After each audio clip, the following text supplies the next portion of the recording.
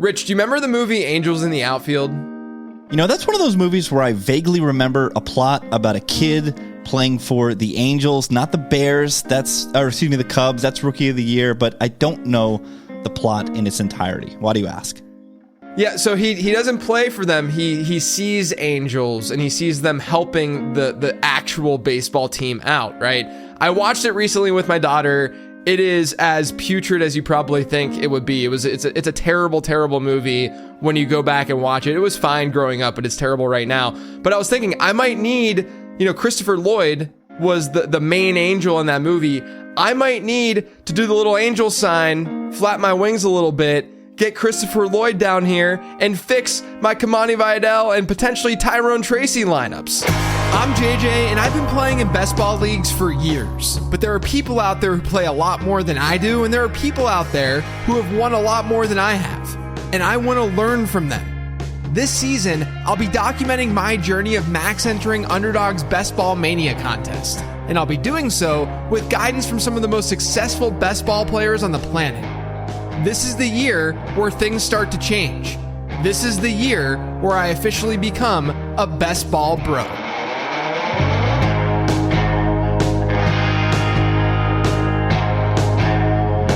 Welcome into another episode of Becoming a Best Ball Bro. I'm JJ Zacharyson. First episode with glasses, Rich. And I'm joined, I just spoiled it. I'm joined by Rich Ryan. Rich, what's going on, buddy? Doing good, man. I almost went 8 eyes. 6 eyes might not be enough, but there we go. But yeah, I'll go no glasses here. Purposefully wearing the Jets hat just to prove that even in times of turmoil, absolute clown organization looking like a bunch of idiots with regards to the Hassan Reddick contract negotiation or lack thereof. I'm a fan through and through. I'm here for the bad times, and with the Jets, mostly the bad times. Yeah. It's really funny. I saw someone quote tweet the Reddick trade request and the tweet about that. One of the beats who sent that out. And quote tweeted it with the Aaron Rodgers quote of him saying that people will take like a discount to go play in Green Bay, because I'm playing here. It's just such a perfect chef's kiss situation going on there. Yeah, I don't understand a player who they knew needed a new contract. You execute a trade without a contract in place, and lo and behold, it turns out kicking the can down the road, not a very good strategy. Yeah, I mean, as we're seeing with Brandon Ayuk right now, who, by the way, I recorded this earlier today, the interview later with Neil Orfield, which you guys will listen to in just a second. Recorded it earlier today, and we talked a little bit about Brandon Ayuk and that whole situation. And at the time, when we were recording it, we were kind of assuming that Ayuk was leaning towards the 49ers. And then literally right after we were done recording, we get this rap sheet tweet saying that it's kind of like it's just up in the air. We don't know. Is it going to be Pittsburgh? Pittsburgh has a deal on the table, or is he going to sign this extension with the 49ers? So by the time you listen to this show, a couple things might be different. Number one, I mentioned Tyrone Tracy at the top. Earlier today, we got news that he had this horrific injury. He was carted off. He had an air cast. He went to the hospital. And then recently, right before we started recording, we learned that Tyrone Tracy's injury might not be that bad. So, that cold open we did, I did mention Tracy, but if he's okay, then my best ball rosters and lineups will feel much, much better. Much better. Undertaker.gif. I mean, when the Aircast comes out, season's over, right? Yeah. What are the percent? I know that they're overly cautious in training camp and stuff like that, but what are the odds of it being nothing major when the Aircast happens, right? It's got to be single digit. You're playing, yeah, right. You're playing 5% at best, probably at this point. And so, crossing my fingers. Again, a lot of this information, by the time you listen to this episode, you might know what's going down with some of these guys, whether Ayuk gets traded, whether Tyrone Tracy is or is not hurt.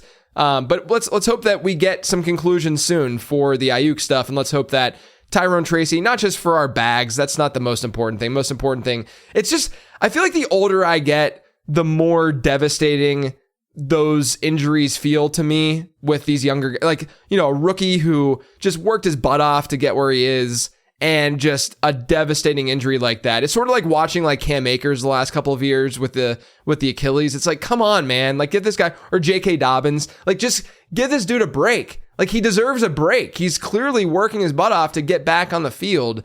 It's really, really difficult to watch. Especially running back too, man. These guys, the only time these guys get to maximize their value is their second contract, because, and even then, we're seeing how the league has shifted into not paying players at that position on their second contract. They'll give them the franchise tag, and that's about it. So when these guys get hurt young, it's even more brutal.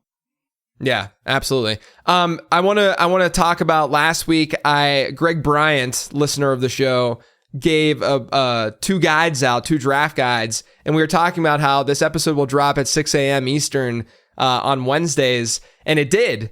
And surprisingly, we talked about, we're like, oh, someone on the East Coast is going to win this.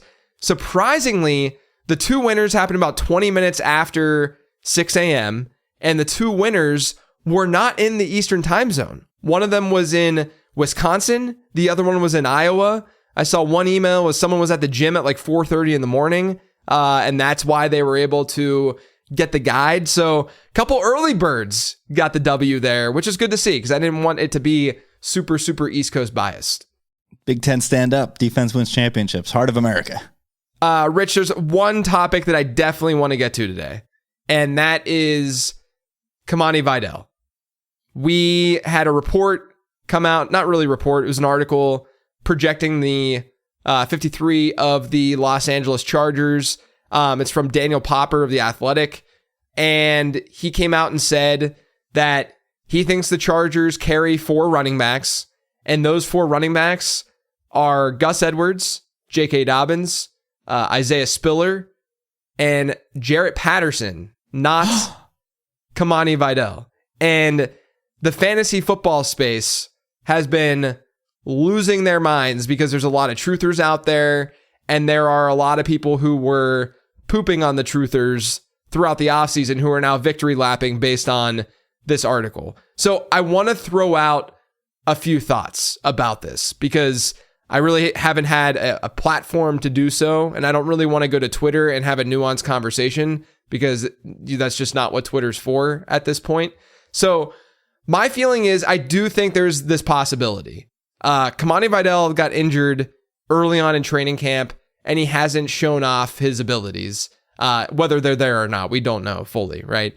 And if you look at this story that Popper put together, it's 100% based on what he's seen and what he's experienced. And when a guy like Vidal hasn't been playing, of course, he wouldn't be making the final 53, because we don't know what he looks like and how he fits in this offense, right? I think that in this scenario, he might end up being like a practice squad player, right? At the end of the day. And that's a problem, because a lot of us, including myself, I've been drafting Kamani Vidal. I've talked about it on this show in the past, all that good stuff. But I don't think it's over. I think right now I'd probably give it a 50-50 shot. I don't think it's even leaning towards a more favorable outcome of him not making the team than making the team. I'll say it's 50-50. I've stopped drafting him at the moment because I just don't want to take the 0 or the potential 0. And I have enough Kamani Vidal, clearly, from the 14th round on, that I've drafted throughout the offseason. But look, the argument for Vidal, from me, my argument, was not simply because of situation. It was also, I liked the dude as a prospect. Like, I thought that he was a good pass catcher. He's a great pass protector, or he at least profiled that way. And I didn't expect him to take over the early down work, but I thought that he could play a DeAndre Swift-ish type role in that offense. And it's an offense that Gus Edwards never saw more than 13 targets in a season. J.K. Dobbins, coming off the injury, always injured. He stayed healthy so far. And I think that's the one thing we have to always keep in mind while we're looking at all this preseason stuff and any preseason injuries that we might see, or just preseason hype and how depth charts shake out and that kind of stuff. Like, the idea behind Vidal and his situation is not going to come to fruition until the season gets going, because the idea is that a guy like J.K. Dobbins won't be able to hold up throughout the entire season. So if you're letting go of Kamani Vidal in Dynasty, or if you think that he's absolutely not going to make the team, then you're doing that maybe because you don't like the talent or you're believing that the team just doesn't like the talent and they see something, but you're also giving up on the idea that the situation actually is pretty favorable for another running back to step in. And so you should be really buying heavily into J.K. Dobbins, right? Like, because that's the biggest number one guy in the way of any of the running backs that are below him and Gus Edwards on the depth chart. So my take is, I think Kamani Vidal was a good prospect. Like, was he a great prospect? No. Like, let's get that out of the way. He's a day 3 running back. Okay. The hit rates of day 3 running backs are extremely, extremely small to begin with. So when I sit here on a podcast and I say, go draft Kamani Vidal, or he's a good pick, or he's a good player, that's within the context of where he was drafted. I don't think that he's a better player than guys who were drafted on day 2, let's say. But I do think that versus cost and his profile, he does look good. And I did think that, and I still do think that the situation is sort of ripe for a bottom tiered running back on a depth chart to rise and become a fantasy producer in some way. So, yeah, I mean, I think a lot of people were drafting Vidal strictly because of the situation. And now they're saying, I shouldn't have done that. But it's like, okay, well, I actually like the talent. Like, I liked the talent throughout. And so, again, to recap though, I don't think that it's a given that he's going to get cut at all. I am not drafting him anymore though. I think that if you have a season-long draft this weekend, you should still draft Kamani Vidal in the last round because you can make up for that. It's different in best ball. And I do think as I go on this best ball bro journey and experience, it's a really good learning for me of this is kind of a season-long brain taking over with Vidal and how I thought about Vidal when, we do have to shift our focus a little bit to not take zeros in best ball. Yeah. And the Jaret Patterson bit is interesting because this is a guy, he hasn't had any reasonable volume since 2021 with the Commanders. He doesn't play a role on special teams because when he was signed to the Chargers last year, he didn't even see the field. He was a practice squad player. He went back to the Commanders as well. Also a practice squad player there, didn't see the game day roster to play on special teams, and he's got no guaranteed money. So the Chargers are still incentivized to find a way, if they can, to get Kamani Vidal onto this roster. It's just that if the player isn't ready or if they're injured, they're not going to be able to do so. There is some optimism. I saw Hayden Winks tweeting about this, where they treated him and Ladd McConkey the exact same way this past weekend with regards to some injury management. They both warmed up pregame and then went to street clothes. So there is a hint of optimism there. But I think you do make a good distinction there where we still should have somewhat of an eye on him, perhaps in season managed leagues, where we can just cut him if nothing comes of it. Whereas best ball, taking that zero can be a little bit too risky. Yeah, 100%. And like, I'm okay with being wrong about stuff. I don't care. I'm trying to give you guys exactly what I think is going on right now, where I think there's still a shot that he makes the team. I don't think that an athletic beat and someone who puts together an article is the end all with that discussion. And like you said, like, I've seen people say like, oh, Jaret Patterson is a better prospect or was a better prospect than Kamani Vidal. I don't even disagree with that. He was a freak from a production standpoint in college.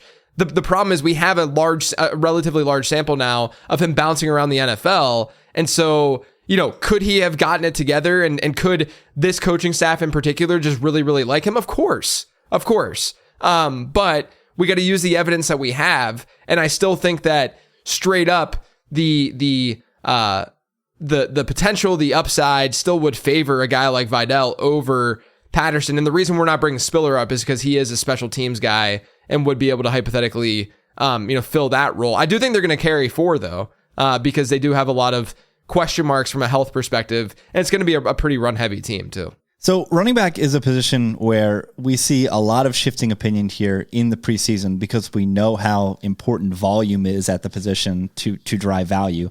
And there's 2 players here that you specifically want to also touch upon a bit more positively. And you started this discussion last week with regards to Kenneth Walker on perspectives, where previously you were probably below market. You've now shifted to market. And now, while there's so much positive buzz coming out with regards to Walker being involved in the receiving game, the market's not budging positively. He's only up 2 spots since we last spoke last week. So talk about K9 out in the Pacific Northwest. Yeah, I've oddly gone from, because we're kind of just we're playing probability is what I always say, right? Whenever we're making these selections, and you look at a guy like Walker, and I said this on Perspectives. I'm not sure that Kenneth Walker is a great elite pass catcher. I don't think he is. If you look back at his college profile, he was never a high volume receiver. The last 2 years in the NFL, the 2 years that he's been in the NFL, he's had sub 8% target share per game rates, hasn't been a high volume receiver. Like, there's 5 years of data right there where he hasn't been a high volume receiver. With that being said, do I think that he's like a bad pass catcher out of the backfield? No, I don't think he's bad. I think that like Miles Sanders is pretty bad out of the backfield as a pass catcher. And I think that someone like Christian McCaffrey is elite as a pass catcher out of the backfield. You're going to have these sort of anchors on either end of that spectrum. And then you're going to have just this giant group of players who are above average to below average at being a pass catcher out of the backfield. Where Kenneth Walker sits is probably around average, maybe a little below average, just based on the volume that we've seen from him. And I know that people are going to look at like his yards per route run last year. Go look at his yards per route run as a rookie. Those types of metrics are not stable year over year when you're looking at those efficiency metrics. You should look at volume first and foremost. That is a great indicator of future volume as a pass catcher, just in general, right? You're going to see outliers and such, but generally speaking, a guy who is a good pass catcher in the NFL down throughout his entire career was a good pass catcher to start his NFL career. We rarely see a guy who doesn't see a 10% target share during his first 2 years all of a sudden see a 12, 13% target share. So with that being said, in best ball, I wasn't totally avoiding Kenneth Walker because I think that his home run ability, fits the format relatively well. And obviously, we always talk about contingent upside of the RB2s, but there is some contingent upside too with Walker if Zach Charbonnet would go down, right? So I haven't really been against Walker, and I've even wrote about this in my draft guide.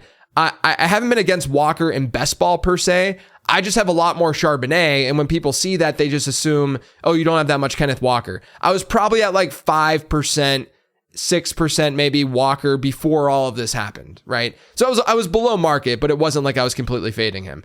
Now, though, like you said, we're getting reports that they want to use him more as a pass catcher out of the backfield, and I'm like, okay, well, his ADP is going to spike because we're seeing these reports coming out, and it hasn't really. I mean, to me, he belongs probably in that Mixon Rachaad White tier, I think. Like, I don't think it's that crazy to think that, especially in a best ball environment where we know the big playability is there, to say that Walker should be closer to that range than he currently is. And he's just not. He's still being drafted, like you said, just a couple of spots above where he was prior to all of this coach speak. So I've obviously been in on Zach Charbonnet. I'm at like 19-20% right now. Charbonnet, he's one of my highest rostered running backs, if not the highest rostered running back. My exposure is relatively flat. I don't really have any guys over 20%, just the way that things kind of have shaken out. But yeah, I mean, like, I'm absolutely pouncing on this Kenneth Walker stuff right now because his ADP just hasn't budged. We talked about the injury to Tyrone Tracy to start the program. Another injury to a rookie running back, and that's out in Green Bay with Marshawn Lloyd. However, his veteran counterpart, another player you've been cool on based on the ambiguity in the backfield, Josh Jacobs, he's only up 1.5 spots. So we've got these two veterans with two very clear stories that should be driving a drumbeat of positivity, but like his counterpart, Kenneth Walker, he's not budging. Yeah.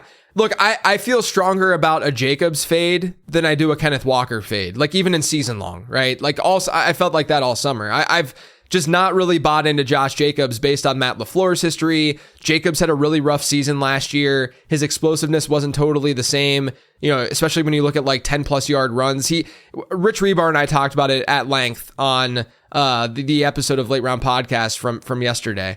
But yeah, I mean, like with Jacobs now, it's a little bit different because Marshawn Lloyd is now entering the season with, this injury that he's dealing with. And I don't know how long it's going to linger. No one really knows how long it's going to linger. And yet Jacobs has barely moved from an ADP perspective. When we first started talking about fading Jacobs, he was like a 3-4 turn pick at the beginning of becoming a best ball bro, right? He's like got it a was full round, 12.8 selections since we started podcasting. Yeah, so I feel good about that fade and the way that I've handled Jacobs, but now, he's settled. We know where he generally is going to go, and Marshawn Lloyd's banged up. AJ Dillon isn't that big of a threat, in my opinion, from a talent standpoint, where they're going to, even though LaFleur has these tendencies, we may still see them force Jacobs a little bit more if Marshawn Lloyd is sidelined. I have plenty of Marshawn Lloyd, another guy that I drafted a good bit of, maybe in that 15-16% range. We'll eventually get to my exposures and stuff on the last episode of the show. But, I have a decent amount of Marshawn Lloyd, not a ton of Josh Jacobs, maybe like 3% Jacobs, 4% Jacobs. But yeah, with his ADP not falling, I'm fine with pouncing on it. I think this is where the edges are coming this year, is that people are oddly only reactive to the players who are actually getting hurt. Like Jahmyr Gibbs right now, at the time of this recording, we don't know exactly how long he's going to be out. Jahmyr Gibbs goes from a 1-2 turn guy to, I did a BBM earlier today. He's a mid-second round pick.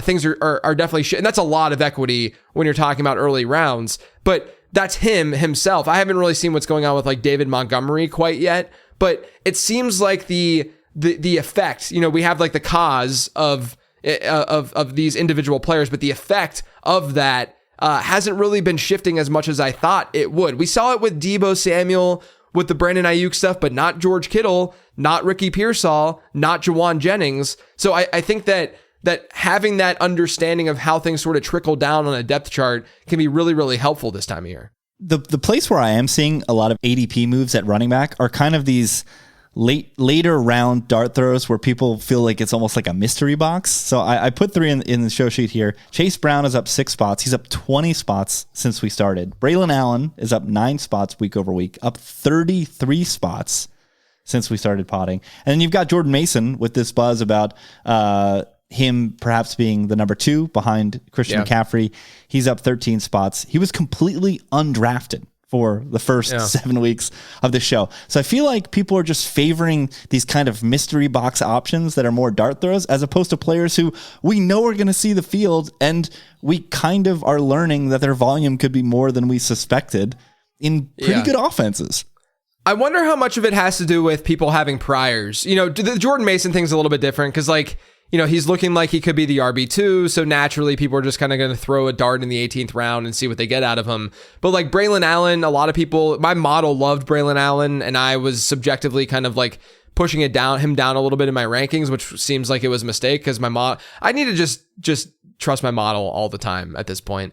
But yeah, he looks great. And there's a reason why he's rising, of course, because of what we've seen. But a lot of people liked Braylon Allen as a prospect and as a player. Chase Brown, we have this prior of these ambiguous backfields, and a lot of people just naturally favored Chase Brown a little bit. So when we get this news that he is going to be the dude, or he could be the dude, then people are going to probably overinflate. I'm still drafting Chase Brown generally where he goes, but people are probably going to overinflate, how high we should be pushing that individual player. But when we're talking about like Josh Jacobs, where there's a pretty split community on him, and the people who like Josh Jacobs probably already got a lot of Josh Jacobs bags, and they're afraid of drafting him still. There are a lot of Jacobs, in the first 5 rounds, because there are a lot of people who are against that. To your point, when you're looking at these like later round picks, it's like, who cares? It doesn't matter. Right. The opportunity cost isn't very high. But then these earlier rounds, I think that's why we probably see what we're seeing with Walker and Jacobs in particular. I will say, as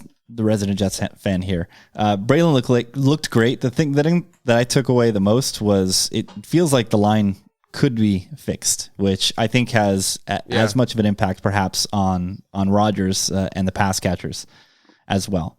All right, players you've been drafting. We already talked about K9 and Josh Jacobs, but let's head out to the Bay, where once again, Ayuk, will he or won't he? The one player who probably, at least one of the players that could have the biggest boost with his absence is George Kittle, but his ADP has not budged, only 1.6 spots since this whole scuttlebutt began, and you've been grabbing some Kittle. Yeah, I've been trying to. I think that realistically, I always try to envision like, what would this look like? And I talk about this with our guest today. What would this look like if this thing did go down? If Ayuk were not on San Francisco, I think where Deebo gets drafted now is probably where he would get drafted, because I think it'd be a little difficult to probably put him over like Garrett Wilson and Puka.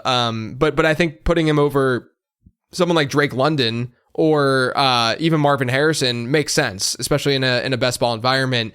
With George Kittle, I think realistically he becomes like a Dalton Kincaid value, like in that same range. But I don't think he's going to even get close to getting into that like early to mid 5th round range over an underdog.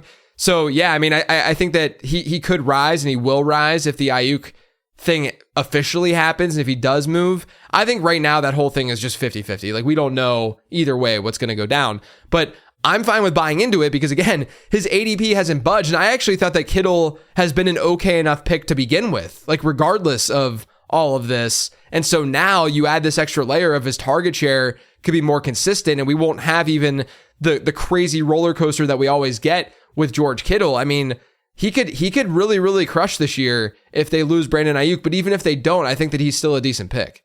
Yeah, he's always been a spike week king, man. Like Kittle just has these random weeks where he crushes multiple touchdown weeks. So if we can flatten out that target haul over the 17-week season, that'd be really good.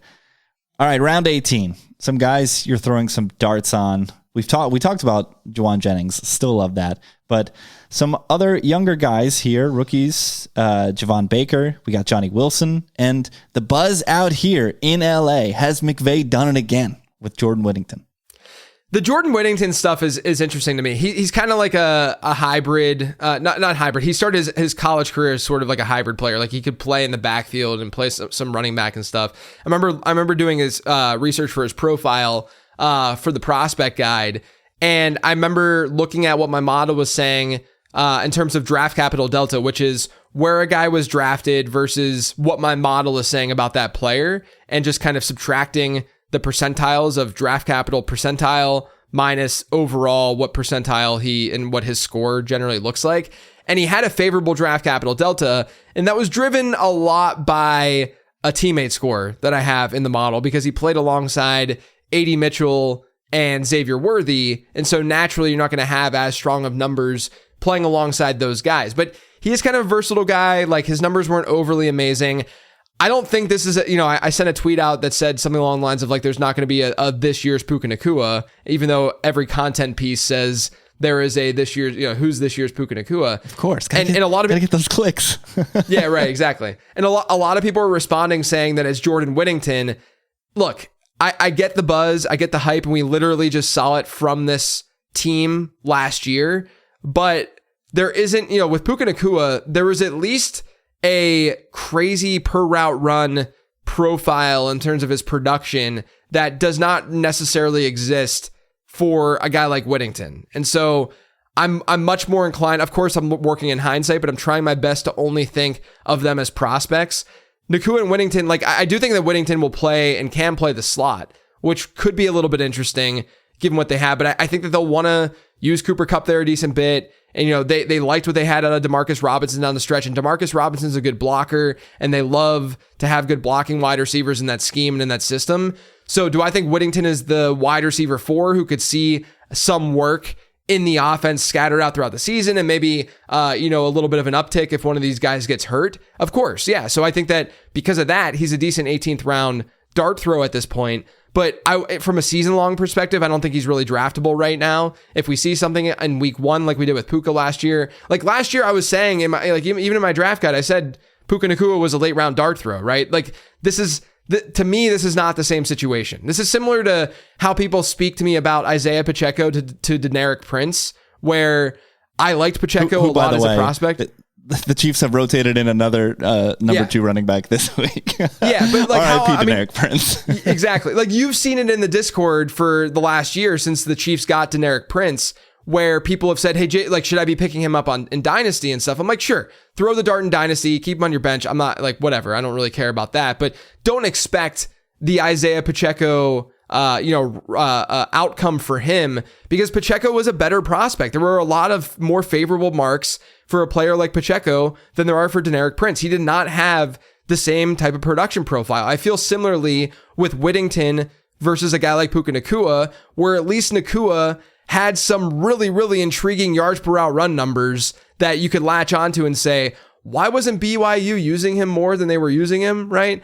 Whereas, of course, we know why Jordan Whittington wasn't getting as much run as he could have. And I think that naturally we should, this is why I have a teammate score in the first place. Like, you can't just ignore that team context. But I do think that Nacua was just naturally a better prospect than him. And then, the last two, Johnny Wilson's running with the 3, or running as the wide receiver 3 pretty often for Philadelphia. I think that he could be sort of like a potential Chase Claypool type player without maybe the stuff going on between the ears. 'Cause I think that's sort of what derailed Chase Claypool's career to some degree. But yeah, I mean, he's a really interesting prospect. He had really good efficiency or fairly good efficiency marks to the point where he was better than a lot, like depending on the metric you look at, you could say that he looked better than Keon Coleman during their final season. So I think Johnny Wilson's pretty interesting and intriguing. And then Javon Baker, who I don't think would have been going nearly as late in the NFL draft had he not had some like off the field question marks.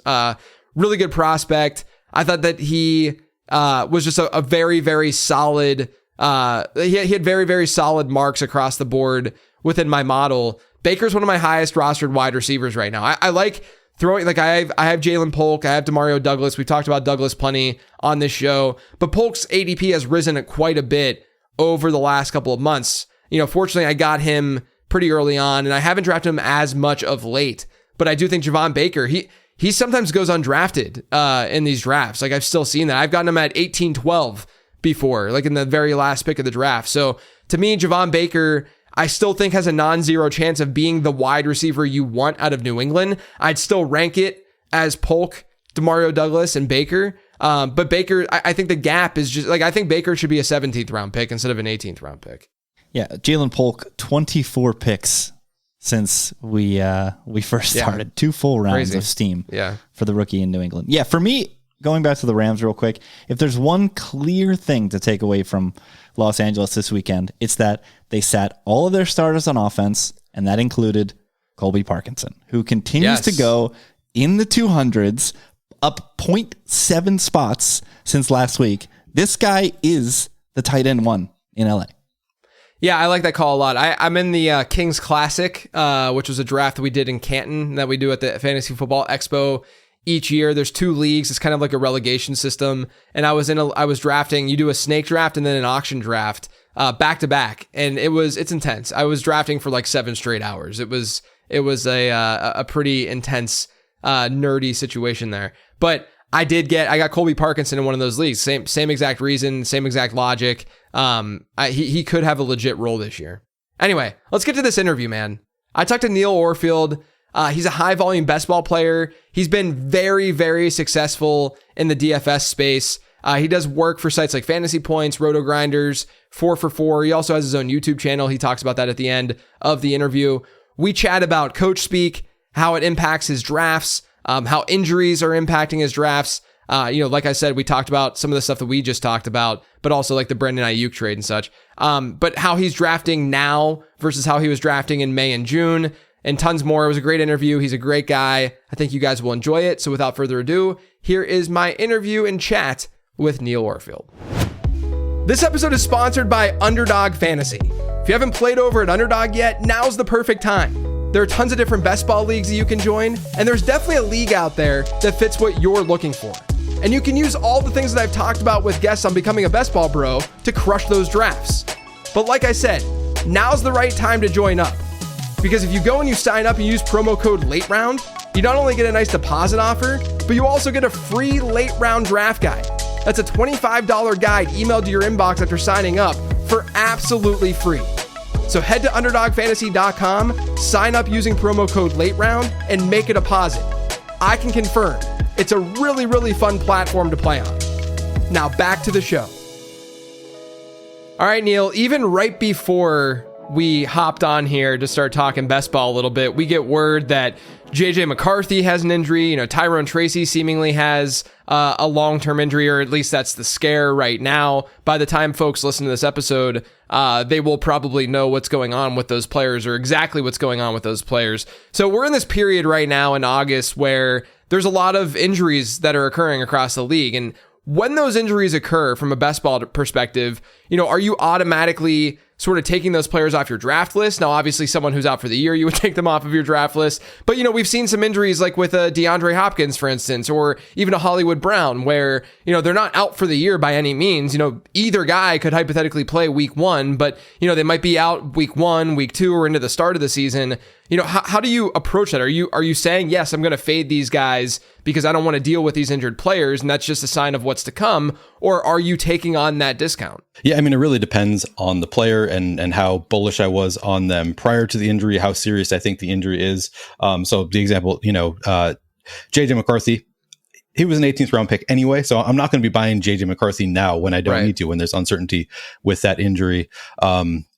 Kendre Miller was another guy that was like a little bit earlier than JJ McCarthy. So like you can buy the dip a little bit. He was end of 12th round kind of player as it was.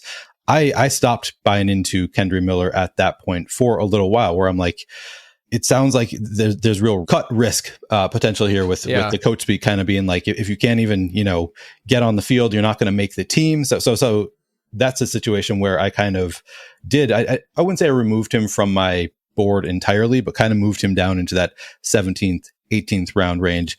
So there's kind of levels to it where if you were already kind of on the cusp of I'm willing to draft you, I'm just removing you from my board. If you're in that kind of mid-range level, like a Kendre Miller, I mean, Josh Downs, he's a little better than Kendre Miller. Don't think I would remove Josh Downs from my board entirely right now as things stands, but I'm moving them down my list. But then like the top of the board, we have Jahmyr Gibbs. Yesterday, we get news he has a hamstring injury. We don't know the severity of it. I'm not going to remove Jahmyr Gibbs from my board. Also easier for me because I have a whole portfolio of lineups. I'm going to have hundreds and hundreds of lineups. Right. So it's easier for me to kind of take on some of that risk. But now with the Jahmyr Gibbs injury, if he does move to, say, the third round, from the 1-2 turn to the third round in best ball, now I'm going to have combos of Jahmyr Gibbs that people have not been able to get to this point. And we've got, Best Ball Mania is 65% full. 65% of people will not have the opportunity to have drafted Jahmyr Gibbs in the third round. So that's a scenario where, I'm not removing from my board. If you are just doing one best ball draft, I could understand wanting to remove somebody like Jahmyr Gibbs from your board, because like you don't want to. That's no fun. If you draft a player in the first round or third round even, and then they're hurt, that just kind of kills your entire lineup. But for me, as somebody with a whole portfolio of lineups, I'm willing to take on that risk when there is uncertainty with a player like Jahmyr Gibbs of his level, where I can get combos that other people are not going to have, could have a potentially killer team if the hamstring injury doesn't turn into something that's going to keep him out for very long. So there really is a lot of nuance to it. The level of the player, the severity of the injury, a lot of that comes into play. You mentioned DeAndre Hopkins. I've kind of been, I haven't really been buying the dip, but I'm, kind of want to see where he would settle. He hasn't fallen enough where I'm like, I need, he's not falling to pick 120 where I'm like, I'm definitely taking this risk all the time. He's dipped a little bit. I still think, it's worth buying the dip often on injured players that are kind of in the top 100 picks. Is there any difference in approach for you from like a portfolio management standpoint? If you like, let's say with Jahmyr Gibbs, you had 20% Gibbs because you were really, really into him, which I don't know if there's anyone on the planet that has that much Jahmyr Gibbs, but let's say that you have like 20 or 30% Jahmyr Gibbs, and then he falls, past where you've been drafting him because of this injury. Does that make you lean into him even more, or are you now afraid because now obviously other people are getting this massive discount on Gibbs, and you're just trying to make sure that you're not overcommitting yourself to a pretty volatile asset now that he is injured? Yeah, I would say more the latter for me. I'm more inclined to take my foot off the gas pedal. Kendre Miller was actually the perfect example. He was a guy that I was super in on, was really buying a lot of Kendre Miller around pick 140. And then we started hearing like, he's not looking great at camp. So that's even before the injury, like he's not looking that great at camp. I'm like, I have, 20% Kendre Miller. I don't want to keep loading that bags on a player who really could be a zero. Then you add on, no injuries and stuff. Then I'm taking my foot off the gas. Typically, Jahmyr Gibbs, yeah, I think if I had 20%, if he was somebody that I had moved up to like the Bijan range, where there probably are people who do have a ton of Jahmyr Gibbs for that reason. I think for me, I would be taking my foot off the gas pedal. Again, it is nuanced. There gets to a certain point. Then if he is the end of the third round and I was super bullish on him and we don't really know the severity of the injury, then sure, I'm buying him all day at the end of the third round, but I'm probably not taking him up. Like if the dip is to pick 16 or 17, like still like early mid second round, I'm probably taking my foot off the gas. I'm going to let things settle, add some other players into my portfolio a little bit more. Yeah, and I like your thought. If anyone's playing Best Ball Mania, I like your thought of the different combos that folks are going to be getting. If he does, because like there's been drafts where I've gotten him at like 18th overall anyway, and so that he's fallen to that point even before this injury happened. So if that's where his ADP settles, it's like, okay, we've seen the combination of even like a Bijan Gibbs start or something like that, or even a Justin Jefferson Gibbs start. Like it's definitely happened, but a CMC Gibbs start, like that kind of combination really hasn't happened as much. And then, also with CMC and Gibbs, you get the week 17 correlation. Exactly. There are now I'm remembering last year, and it ended up being a pretty big mistake. But Cooper Kupp was that guy for me, where it was like we kind of got a late injury, where it was like we don't really know what severity is going to be. And I was like, I can get Justin Jefferson with Cooper Kupp. Like I'm jamming that, and of course didn't work out. But yeah, once you can get those kind of unique combos that people have not been able to get up to this point, and it's happening later in the season, so like not that many people are going to be able to take advantage of it. Then I'm pretty interested in getting those unique combos. Yeah, love that from a game theory perspective. So now we are drafting later in the season, like you mentioned. BBM. By the time that people listen to this, it could be closer to 70% filled. People are playing more and more. While you're drafting later versus how you drafted in May versus June, what do you think some of the biggest changes that you've made have been? This is a really fun time to draft for me because there's just so much more information all the time about like teams rotations, who are going to be the lead receivers on this team, who is a cut risk. Sometimes there are players that we think are like a lock to make the lineup, and suddenly you're hearing, Kendra Miller. There's an example of like, is he really a cut risk? I did not consider that he would be. But then other players moving up the board. Jordan Mason, you and I talked about him a little bit yesterday, is a player who I'm kind of interested in that. When I'm hearing that Jordan Mason may be the RB2, like he's in contention to be the RB2, and that's a great situation. If you can be the RB2 on the Niners, that is awesome. Yeah. So I'm at this point in the season, I'm really just in the drafting season, I'm really just reacting to camp news a lot of the time because things can change pretty quickly. Last year was Rico Dowdle for me, was kind of the same situation where it was like, never heard about, nobody talked about him up until like August. Like he was not somebody that many people were drafting. Suddenly they're saying Rico Dowdle looking like the Cowboys RB2. I'm like, the RB2 on an awesome offense. Yeah. That's a player that I want to add into my portfolio. So I started just hammering. I was drafting so much of Rico Dowdle last year in the 18th round. And I also think, we already mentioned like, things that were not going to be super owned. So you can take advantage of like players dipping, like Jahmyr Gibbs, get dips, different combinations. But like Jordan Mason this year, Rico Dowdle last year, those are examples of players that like they haven't really been drafted to this point all that much in Best Ball Mania. So now you're also going to get a low owned player by reacting to that camp news. So I think the biggest difference for me now versus earlier in the season is I am just a news hound. I'm just, paying attention constantly. I have alerts on for several different accounts that are going to be telling me the news as it breaks, and I can react to that news in real time. And honestly, I probably overreact more than I should to some of the news, but I think paying attention to the news can be a huge advantage. Actually, I was not as in on this, and one of my bigger regrets last year, Kyren Williams was an example of all of the reports in August were really good. Like the coaches love him. He's a great blocking running back. Some people took advantage of that and really benefited from it. So there are scenarios where you can benefit just from listening to the news in August. Yeah, look, we're talking about like 17th, 18th round picks. We even talked about it yesterday a little bit. It's like when we were doing a live stream on your channel, which everyone should check out. But if you're in like round, the way I've kind of looked at it is like the difference between round 16, 17, and 18 from an opportunity cost standpoint and the kind of players that you're getting, it's marginal. There's not enough of a difference. And not only that, but the players that you're drafting in that range, it can be just a camp news item for us to be like, sure, I'll throw the dart at that guy as opposed to throwing a dart at some other guy who doesn't necessarily have that item. Because again, the margins are just so small from one player to the next where things can change, very, very, very quickly. And we should latch on to all of the news that we can possibly latch onto with those kinds of players. Because at the end of the day, they're being drafted late because they're not the best players in the world. I mean, obviously they are because they're in the NFL, but compared to, some of the early round guys, they're not to that caliber. So latching on to some of that, the news items out there,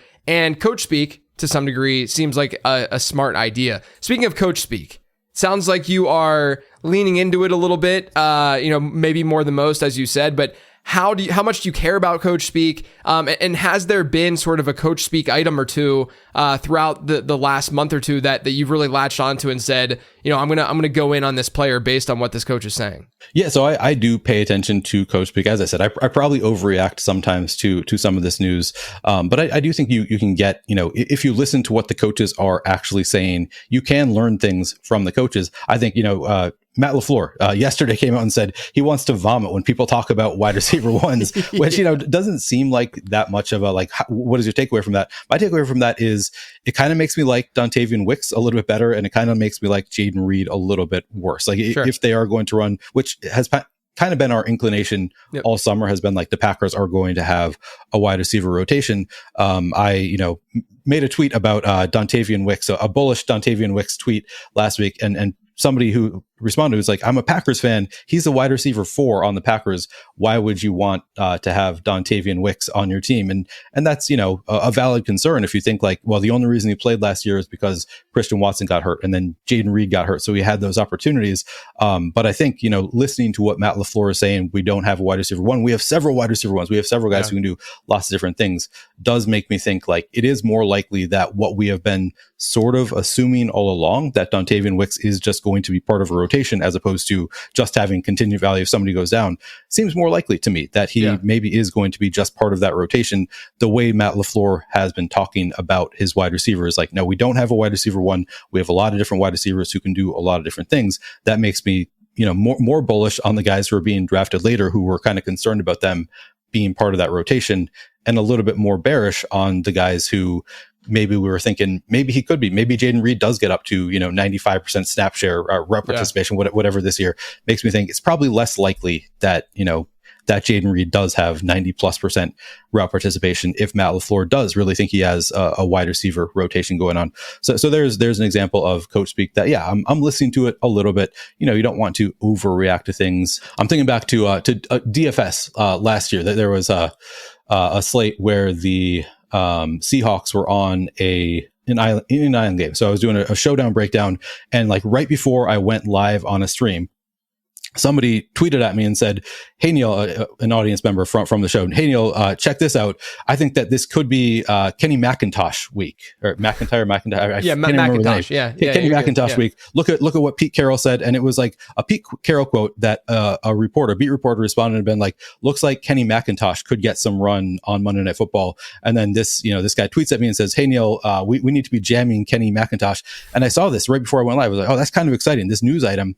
And then I read the actual quote. I was pulled it up, on the stream. I was like, okay, let me read what the coach said, what Pete Carroll said. And it was basically yeah, he looks great in practice. We'd love to get him involved at some point. And it was when you strip away all of the narration from the beat reporter, all he said is what Pete Carroll says about every single one of his players. He looks great. We'd love to get him involved. This is actually nothing burger. So I went from, oh, this is really exciting, need to pay attention to this coach speak, to actually, if you just break it down to what the coach is actually saying, he didn't actually say anything all of that bullish. So I do think it is important to, listen to what the coach is saying, but maybe sometimes weed out the narration from beat reporters. Yeah, I had Greg Branos on last week on Late Round Perspectives to talk about, he runs the Coach Speak Index. And I do, that's something that we talked about a lot, is just like there's a fine line of sort of overrating and overstating what's been said by these coaches. And obviously that's what Coach Speak Index is trying to help us solve and help us do and understand. And he does a great job doing that.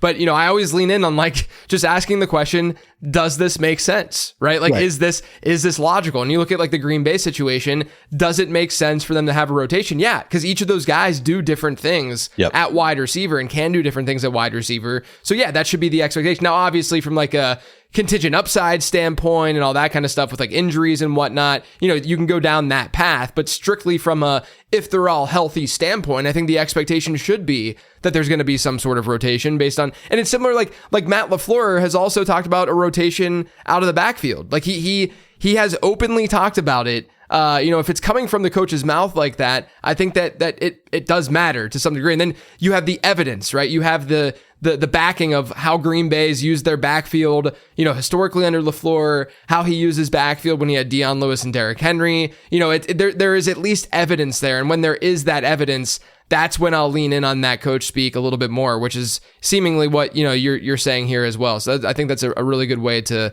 sort of sift through all of that information.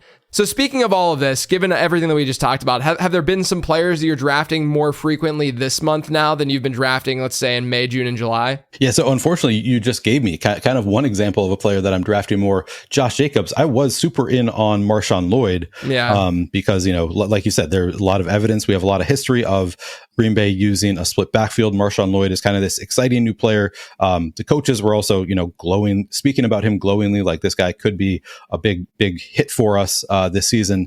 Now he's got kind of an injury, and that's kind of making me a little bit more afraid of Marshawn Lloyd. And then I think, okay, yeah, sure, they might want to use a rotation, but we have a long sample of AJ Dillon maybe not being the best RB2. So I do think like it's more likely that Josh Jacobs takes on a bigger workload now if Marshawn Lloyd is going to miss time, not going to be NFL ready this year. So I'm buying in on Josh Jacobs, just kind of responding again to the news that is coming out of Green Bay. Jordan Mason, another one of those examples that I gave earlier, just, buying into, maybe he's the RB2. They've talked about him glowingly in the past, would be a super valuable role if he does land that RB2 role. Plus Christian McCaffrey a little bit banged up. So, you kind of get worried a little bit already with sort of aging backs. This makes me a little bit even more worried about Christian McCaffrey, the fact that he has an injury right now, which then of course in turn makes me more bullish on a guy like Jordan Mason. There are a lot of players that I'm drafting more now than I had been. And it is just for me, generally a response to the news that is coming out.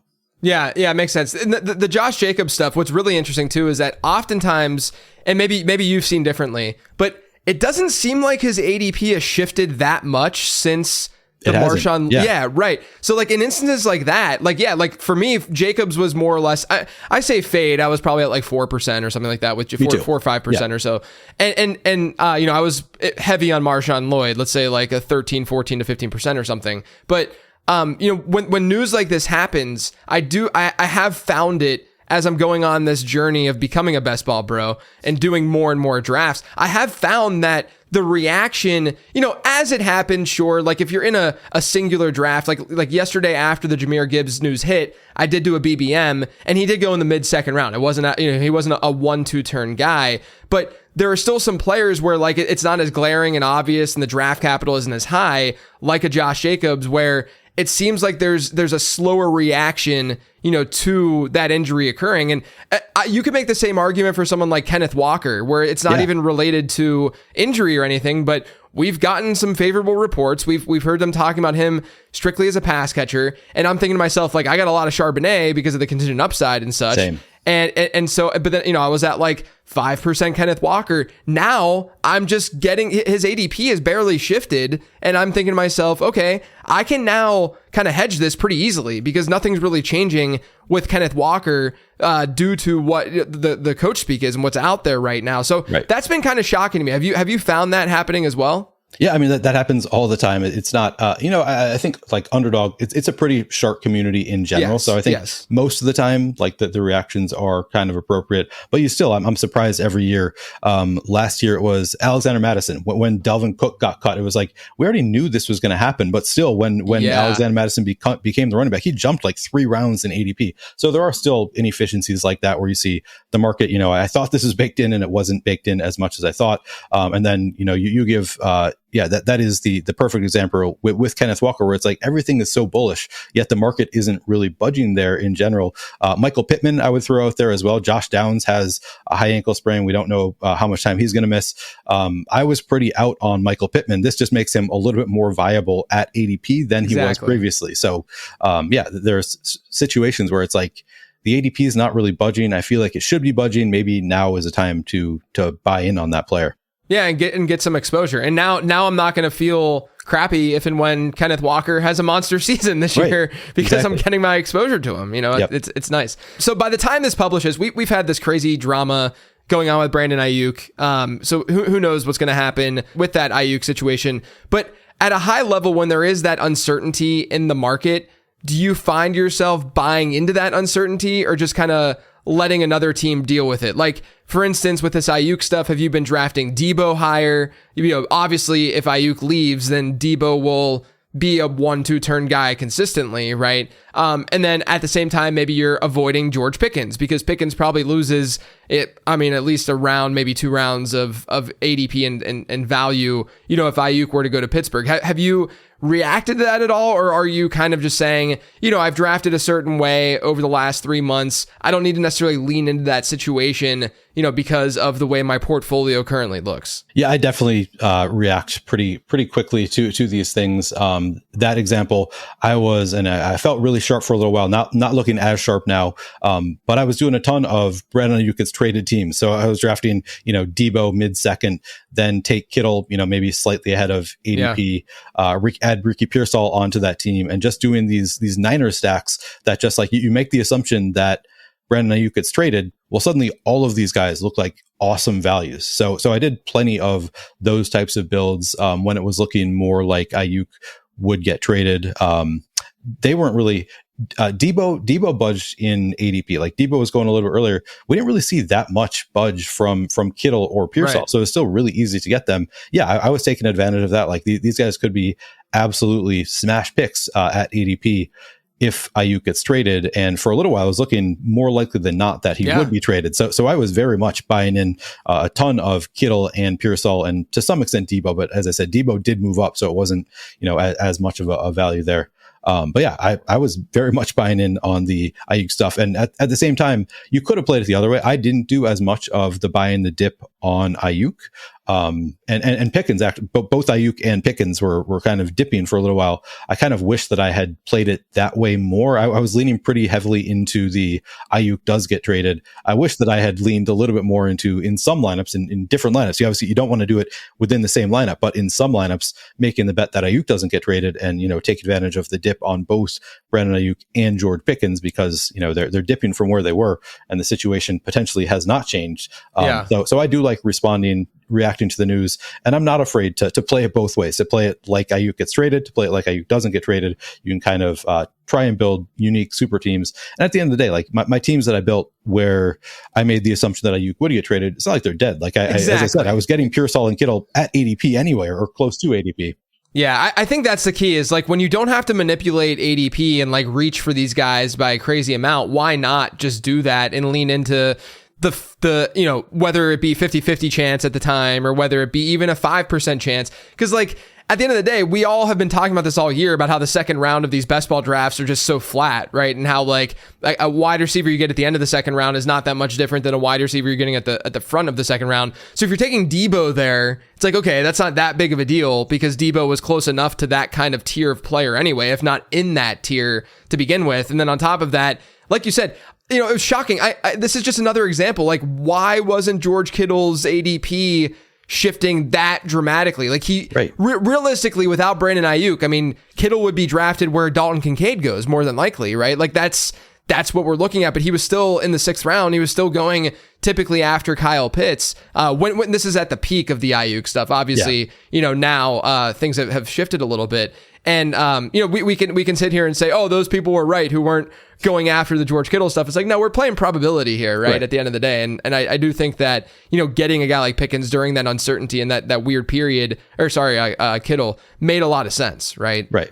So yeah, that's a really good call though, to like build these lineups independently based on these different events kind of going down. I like that a lot. One question I've asked a lot on this show is about tight end. Right. It seems deeper at the top this year where we feel pretty comfortable with the top 5 or 6 and maybe 7, 8, maybe even up to 10, right? Like you're looking at guys like David Njoku who, are very, very solid picks, closer to that double-digit round range. But there don't seem to be a ton of late round gems like we had last year where it was very glaring and obvious as to who to pick late at the tight end position with all that. I mean, it was a fantastic rookie class, and then obviously some other guys emerged too, like a Jake Ferguson or a Trey McBride. Are there any late round tight ends that you like love versus consensus this year? Or is it more of I'm just building them based off of what my stacks kind of look like. I don't know that I'd say love relative to consensus, but yeah, there have been late round tight ends that I target. Michael Mayer is a guy that I have been drafting pretty frequently as a last round pick. You can get him in the last round on any site you want to, basically. He's almost always there. I think that he has more standalone value than people are assuming. I think that he is going to be used even with Brock Bowers there, and then obviously major contingent upside if something happens to Bowers. Yeah. So I kind of feel like he's a kind of a floor / has more ceiling than maybe is given credit for. Tyler Conklin, a guy that I have drafted a lot of. I just, you look at his stats from last year. He had 61 receptions, 0 touchdowns. That is the most receptions in the NFL to not score a touchdown. I think that it's pretty clear that, and that's without Aaron Rodgers. So I think you add Aaron Rodgers into the mix, a little bit of touchdown regression. I think that the ceiling is there. I was asked on a show yesterday if I'm worried at all about Jeremy Ruckert, which maybe I should be. Maybe that's not a factor that I have not been considering enough, but I have not been super worried about Jeremy Ruckert. I think that Tyler Conklin should have a big role there.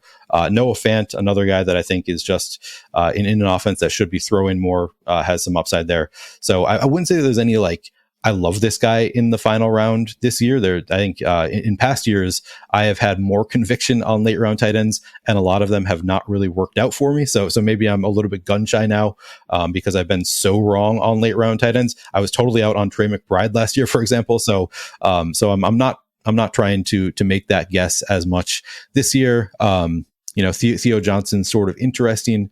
Jonnu Smith, another guy that I think the range of outcomes I think is pretty wide for Jonnu Smith. Could be just another ancillary passing option in the Dolphins offense that just does absolutely nothing. But then you hear Mike McDaniel talk about it what happened last year is not guaranteed to happen this year. And I'm thinking, well, Jonnu could be a guy that they try to get involved a little bit. So I think that there are some interesting late round tight ends.